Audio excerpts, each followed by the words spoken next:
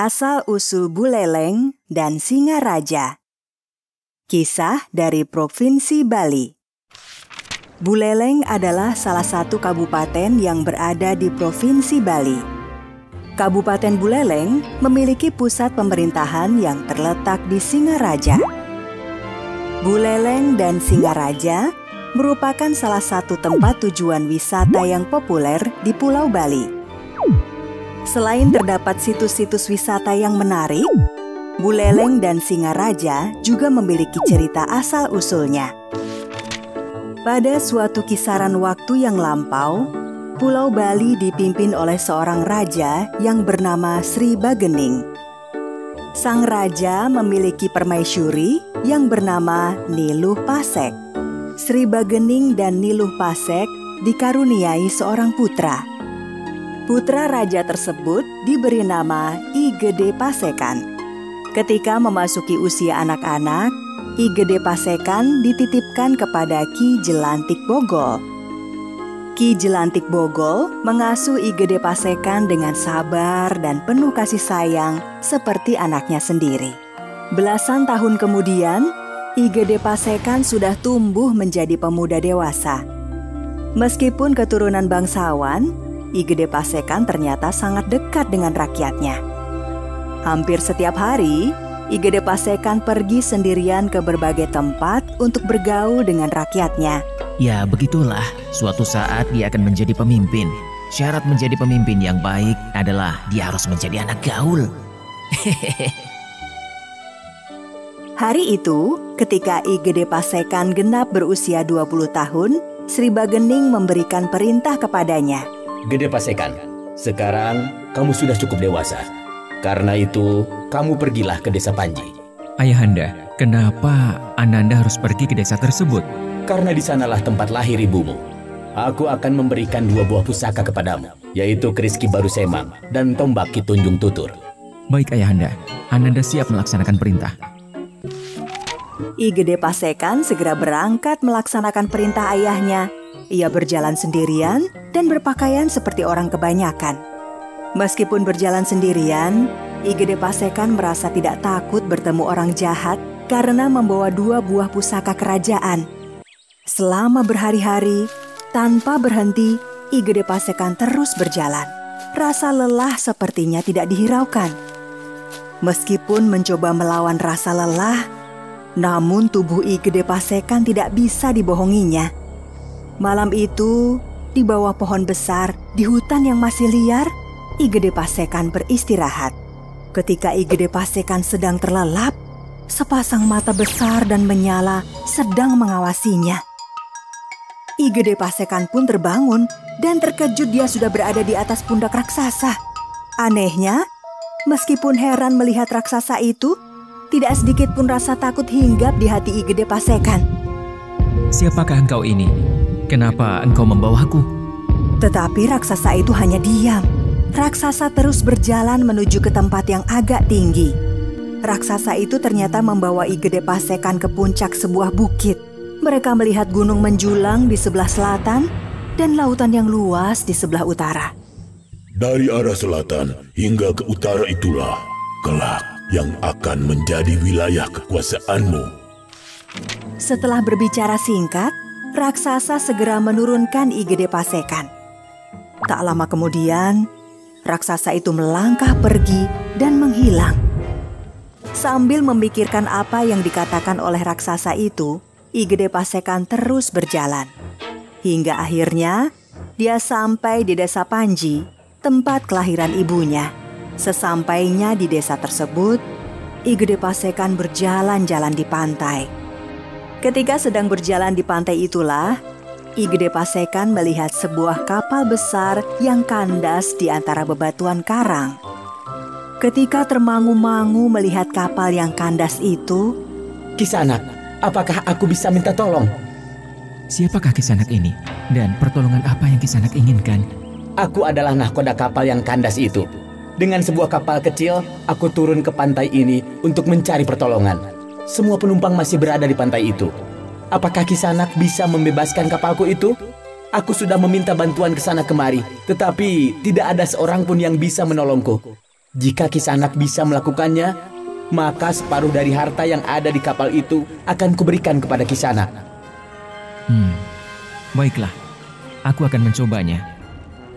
I Gede Pasekan segera duduk bersila sambil melihat ke arah kapal yang kandas. Tidak beberapa lama kemudian, angin kencang berhembus dan membawa ombak bergulung-gulung ke arah kapal. Sedikit demi sedikit, ombak tersebut berhasil membebaskan kapal yang kandas di karang itu. Pelaut itu tidak mengingkari janjinya. Separuh harta yang ada di kapal tersebut diberikan kepada I Gede Pasekan. Sejak saat itu, I Gede Pasekan menjadi orang yang kaya raya dan bergelar I Gusti Panji Sakti. Seiring waktu, wilayah kekuasaan I Gede Pasekan semakin luas. Dia kemudian membangun sebuah istana megah di sebuah hutan yang banyak ditumbuhi pohon buleleng. Wilayah kekuasaan I Gede Pasekan itu kemudian diberi nama Kerajaan Buleleng. Sedangkan istana megah yang dibangun oleh I Gede Pasekan kemudian diberi nama Singaraja, yang artinya adalah Raja Perkasa layaknya singa. Legenda Jayaprana dan Layon Sari. Kisah dari Provinsi Bali. Provinsi Bali terkenal hingga ke mancanegara karena pantainya yang sangat indah. Selain memiliki banyak panorama pantai yang indah, Provinsi Bali juga memiliki banyak cerita rakyat. Salah satunya cerita rakyat yang berjudul Jayaprana dan Layon Sari. Dahulu kala, ada sebuah kerajaan kecil bernama Kerajaan Wane Keling Kalianget yang berlokasi di daerah utara Pulau Bali. Di kerajaan itu, hiduplah satu keluarga yang terdiri dari ayah, ibu, dan ketiga anaknya. Mereka hidup serba kekurangan. Kondisi mereka semakin memprihatinkan karena kerajaan terkena sebuah wabah penyakit yang menyebabkan banyak warga meninggal. Keluarga kecil itu pun tak luput dari wabah. Dari 5 anggota keluarganya, hanya 1 yang masih selamat dari wabah. Ia adalah I Nyoman Jayaprana. Jayaprana sedih ditinggal kedua orang tua dan 2 saudaranya. Ia hidup sebatang kara. Demi melanjutkan kehidupan, Jayaprana memberanikan diri menghadap Raja Kalianget dan memohon agar menjadi abdi dalam kerajaan. Jayaprana beruntung karena Raja Kalianget mengabulkan permintaannya. Sejak itulah Jayaprana mengabdi pada Raja Kalianget. Pagi-pagi sekali, Jayaprana kecil berangkat dari rumah peninggalan orang tuanya menuju istana. Di dalam istana, ia menjalankan tugas-tugasnya sebagai abdi dalam kerajaan dengan baik. Tak heran jika ia akhirnya menjadi abdi kesayangan sang raja. Beberapa tahun kemudian, Jayaprana tumbuh menjadi pemuda berparas tampan dan baik hati. Raja Kalianget menitahkan agar Jayaprana memilih salah satu dayang istana untuk menjadi istrinya. Namun, Jayaprana menolak dengan halus karena ia ingin mencari calon istri dari luar istana. Ampun Baginda, hamba tidak bermaksud menolak titah Baginda. Hamba ingin menikah, tapi bukan dengan dayang-dayang istana.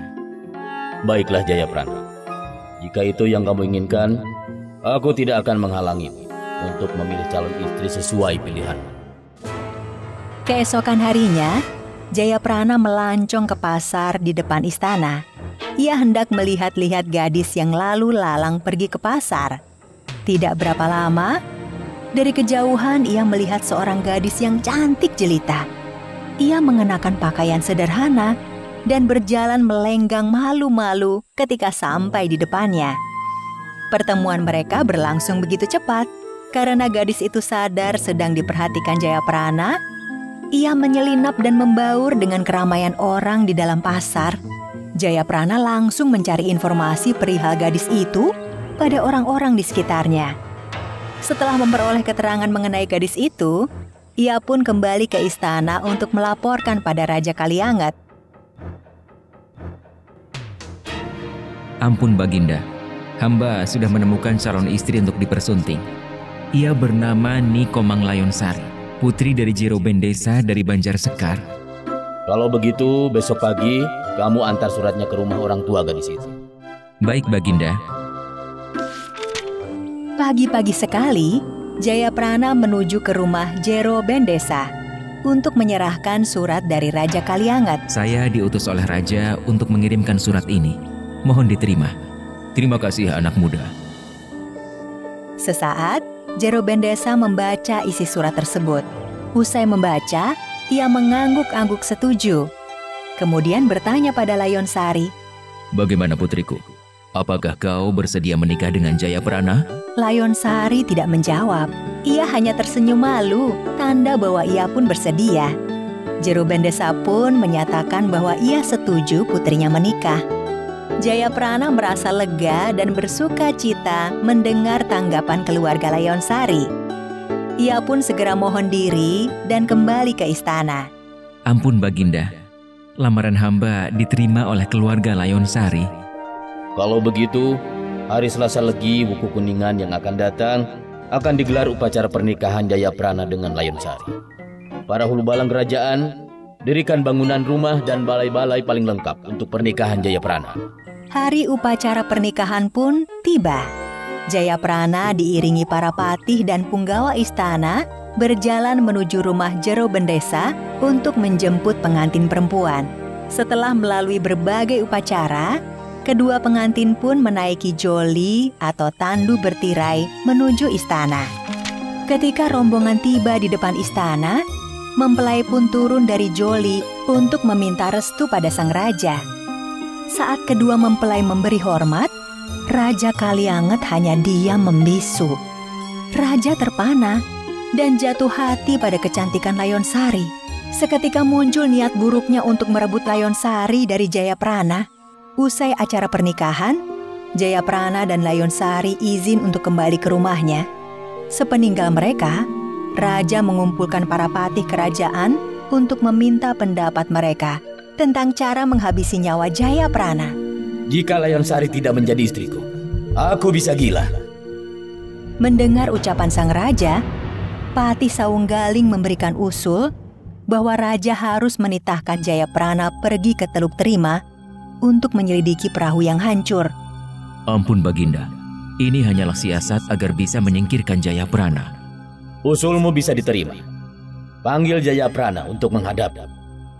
Beberapa hari kemudian, Jayaprana menghadap Raja Kaliangat yang sangat dihormatinya. Ampun, Baginda. Ada apa gerangan hamba diminta menghadap Baginda? Ada tugas penting untukmu. Besok pagi berangkatlah ke Teluk Terima untuk menyelidiki perahu yang kandas di sana. Tanpa rasa curiga sedikit pun, Jayaprana langsung menerima titah sang raja dan kembali ke rumah untuk menyampaikan berita itu pada istrinya. Kanda, sebaiknya urungkan saja niat Kanda. Dinda khawatir terjadi sesuatu di sana. Firasat Dinda tidak enak. Tidak, Dinda. Ini adalah perintah raja. Kanda harus berangkat. Dinda tidak perlu cemas. Nyawa ada di tangan Tuhan. Keesokan harinya, Jayaprana berangkat ke Teluk Terima bersama Patih Saunggaling dan sejumlah prajurit istana. Ketika sampai di hutan lebat, Patih Saunggaling menikam Jayaprana di lambung kirinya hingga tewas. Aku hanya menjalankan perintah raja. Setelah Jayaprana tewas, Patih Saunggaling dan pasukannya kembali ke istana. Namun, di tengah perjalanan, mereka bertemu beberapa macan putih yang tiba-tiba menyerang hingga Patih Saunggaling dan beberapa lainnya tewas. Kabar tewasnya Jayaprana pun sampai ke telinga raja. Dengan bergegas, ia segera menghampiri Layonsari di rumahnya. Ia pura-pura berduka menyampaikan kabar tewasnya Jayaprana di hadapan Layonsari. Layonsari, bagaimana jika kau menjadi istriku? Maaf Baginda, hamba belum bisa melupakan suami hamba. Mendengar jawaban Layonsari, raja marah besar. Ia langsung menarik tangan Layonsari agar mau ke istana. Layonsari meronta-ronta, menolak. Di tengah-tengah teriakan, Layonsari melihat sebuah keris terselip di pinggang sang raja. Layonsari mengambil dan menusukkan keris tersebut pada dirinya sendiri. Lebih baik aku mati daripada menikah dengan orang yang telah membunuh suamiku. Raja Kalianget terkejut dan tidak menyangka Layon Sari akan menikam dirinya sendiri. Ia berteriak histeris melihat tubuh Layon Sari tergeletak di tanah. Layon Sari! Raja Kalianget seperti kehilangan arah. Ia menyerang apa saja yang ada di hadapannya hingga membuat kacau di kerajaannya sendiri. Perilaku sang raja meresahkan seluruh kerajaan. Para patih kerajaan akhirnya memutuskan untuk menangkap raja dan memasukkannya ke dalam penjara. Sifat Raja Kalianget yang menghalalkan segala cara dengan memerintahkan patihnya untuk membunuh Jayaprana mengakibatkan kehancuran kerajaannya. Akibat ucapan yang arogan bahwa ia akan gila jika tidak menjadikan Layon Sari sebagai istri, pada akhirnya ia termakan omongannya sendiri. Hingga kini, makam Jayaprana menjadi kawasan wisata yang banyak dikunjungi wisatawan di Bali. Tak hanya kisahnya yang menyedot perhatian pengunjung, posisi makamnya yang indah karena memiliki pemandangan laut juga menambah daya tarik tersendiri. Asal-usul Danau Batur. Bali tidak hanya dikenal dengan keindahan pantai dan kebudayaannya. Pulau ini juga memiliki tempat-tempat wisata yang menarik yang berada di pedalaman dan jauh dari pantai. Salah satu tempat yang menarik itu adalah Danau Batur. Danau Batur masuk ke dalam Kecamatan Kintamani, Kabupaten Bangli. Danau Batur merupakan danau kawah dari Gunung Batur yang sampai saat ini masih aktif. Air Danau Batur berasal dari hujan yang tersaring oleh Gunung Batur. Pada 20 September 2012, oleh UNESCO, Danau Batur ditetapkan sebagai Taman Bumi atau Global Geopark Network. Di balik keindahan Danau Batur, terdapat cerita mengenai asal-usulnya yang kisahnya masih dikenal secara turun-temurun hingga sekarang oleh masyarakat Bali. Bagaimana kisahnya? Mari kita simak dalam cerita berikut ini. Pada zaman dahulu, hiduplah sepasang suami istri yang kaya raya. Sayangnya, pasangan suami istri ini belum dikaruniai anak. Namun, mereka tidak putus asa. Sepanjang hari, mereka berdoa agar segera diberi anak. Tuhan kemudian mengabulkan doa mereka. Tidak lama berselang, pasangan suami istri tersebut dikaruniai seorang bayi laki-laki yang sehat dan kuat. Kebo Iwa, itulah nama yang kemudian diberikan oleh orang tuanya. Meskipun masih kecil, Kebo Iwa memiliki nafsu makan yang sangat kuat. Sekali makan, Kebo Iwa bisa menghabiskan jatah makan untuk 10 orang. Seiring berjalannya waktu, serta jatah makannya yang sangat banyak, membuat Kebo Iwa cepat tumbuh menjadi manusia dewasa. Ketika telah menjadi dewasa, jatah makan Kebo Iwa semakin menjadi-jadi. Sekali makan, Kebo Iwa bisa menghabiskan jatah untuk 100 orang. Lama-kelamaan, persediaan padi di lumbung milik orang tua Kebo Iwa mulai menipis. Bagaimana ini, Pak? Persediaan padi kita semakin menipis. Sedangkan setiap hari jatah makan Kebo Iwa semakin banyak. Entahlah, Bu. Apalagi sekarang ini desa kita sedang dilanda kekeringan. Kebo Iwa sendiri adalah seorang yang mudah marah, terutama jika jatah makannya tidak mencukupi. Jika sudah marah, Kebo Iwa akan marah dan merusak apa saja yang ditemuinya, bahkan rumah-rumah penduduk. Para penduduk desa sangat ketakutan terhadap Kebo Iwa, apalagi ketika dia sedang marah karena jatah makannya kurang. Meskipun suka marah-marah karena jatah makannya kurang, Kebo Iwa sebenarnya juga bisa berbuat baik membantu warga desa kampungnya.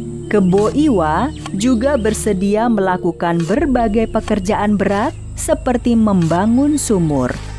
Kebo Iwa juga membantu pengairan di desanya.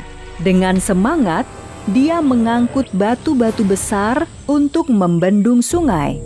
Setelah membendung sungai yang besar, Kebo Iwa pun lantas mendatangi rumah salah seorang warga desa. Hai kamu, aku lapar sekali. Makanan apa yang kamu punya? Aduh, maaf Kebo Iwa, tapi berasku sudah habis. Bagaimana ini? Mendengar warga desa tersebut tidak memiliki makanan, Kebo Iwa langsung marah. Hampir saja Kebo Iwa mengamuk. Tiba-tiba, dia mendengar suara sapi. Wah, suara sapi. Di mana sapi itu? Akhirnya, Kebo Iwa menemukan sebuah kandang di belakang rumah warga desa yang berisi 3 ekor sapi. Wah, sapimu gemuk-gemuk juga. Kurasa cukup untuk sekedar mengajal perutku hari ini. Warga desa yang ketakutan diam saja melihat Kebo Iwa mengambil sapinya. 3 ekor sapi itu pun tidak lama kemudian sudah berpindah ke perut Kebo Iwa. Nah, kalau perutku kenyang kan semuanya jadi beres. Meskipun Kebo Iwa juga suka membantu para warga desa, kebiasaannya yang suka marah-marah ketika lapar pun akhirnya mendatangkan ketakutan para penduduk. Sehingga suatu hari kepala desa membicarakan masalah ini dengan beberapa warganya. Kepala desa, meskipun Kebo Iwa suka membantu, tetapi sikapnya yang suka marah ketika tidak diberi makanan sangat membuat kami takut. Benar Kepala Desa, kita harus berbuat sesuatu. Belum lama ini Kebo Iwa memakan 3 ekor sapi saya. Padahal hanya sapi-sapi tersebut yang saya punya untuk membajak sawah. Aku pun sebenarnya juga khawatir dengan masalah ini. Tapi siapa yang berani menghadapi Kebo Iwa? Beberapa hari kemudian, terlihat beberapa warga membawa makanan ke rumah kepala desa. Makanan yang terkumpul pun sangat banyak. Selain makanan, para penduduk juga mengumpulkan batu-batu kapur dalam jumlah yang sangat banyak. Kepala Desa, sebenarnya untuk apa makanan yang sangat banyak ini? Dan juga batu-batu kapur ini untuk apa? Tenanglah, aku punya rencana untuk mengatasi masalah Kebo Iwa.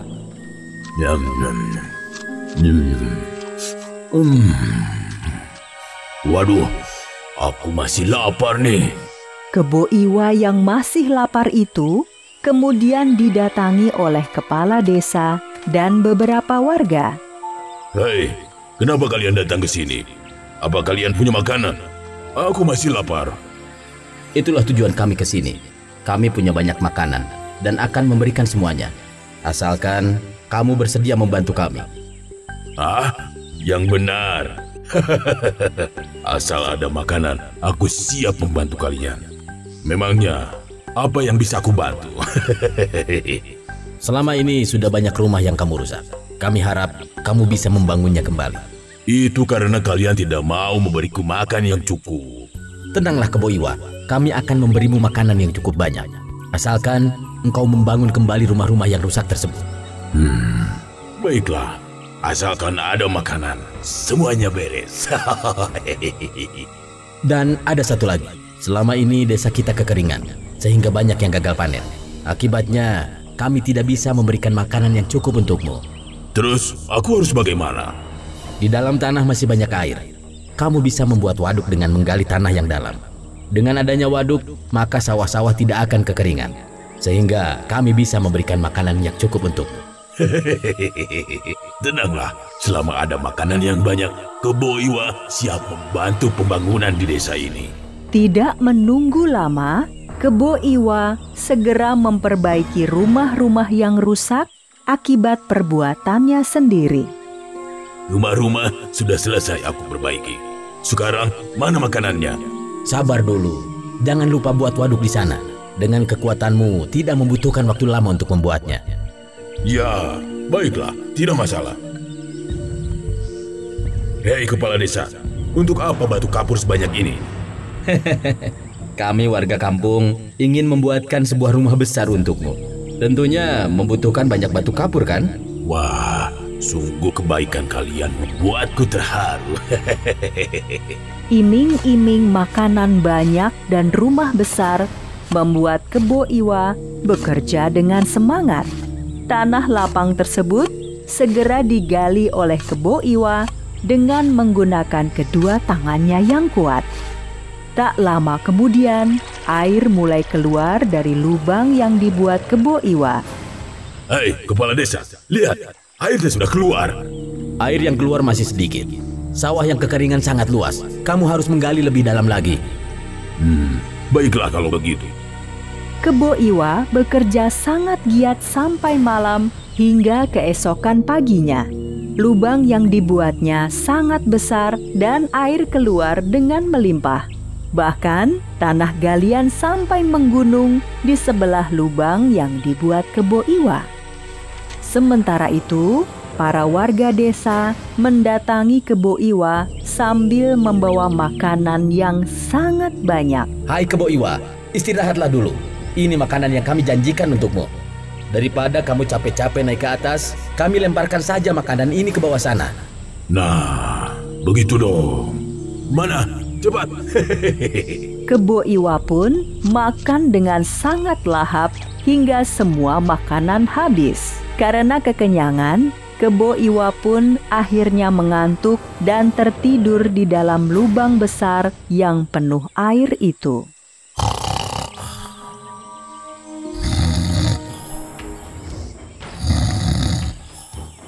Kebo Iwa yang tidur sangat nyenyak itu tidak menyadari bahwa tubuhnya perlahan-lahan tenggelam ke dalam air. Cepat, lemparkan batu kapur itu ke dalam lubang semuanya. Jangan ada yang tersisa. Kepala desa dan warga desa bahu-membahu melemparkan batu kapur ke dalam lubang tempat Kebo Iwa tertidur.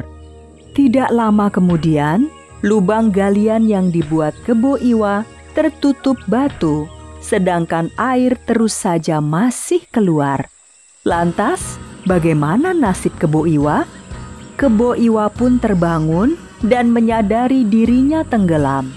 Dia berusaha bangun dan keluar dari lubang. Namun terlambat. Batu-batu kapur yang sangat besar dan banyak telah menimpanya. Tidak lama kemudian, Kebo Iwa pun mati tenggelam di dalam lubang yang digalinya sendiri. Lubang yang dibuat Kebo Iwa terus-menerus mengeluarkan air yang sangat banyak. Akibatnya, lubang tersebut perlahan-lahan berubah menjadi danau. Sedangkan galian tanah yang menumpuk tinggi berubah menjadi sebuah gunung di pinggir danau tersebut. Di kemudian hari, danau tersebut dikenal dengan nama Danau Batur. Sedangkan gundukan tanah yang berubah menjadi gunung tersebut dikenal dengan nama Gunung Batur.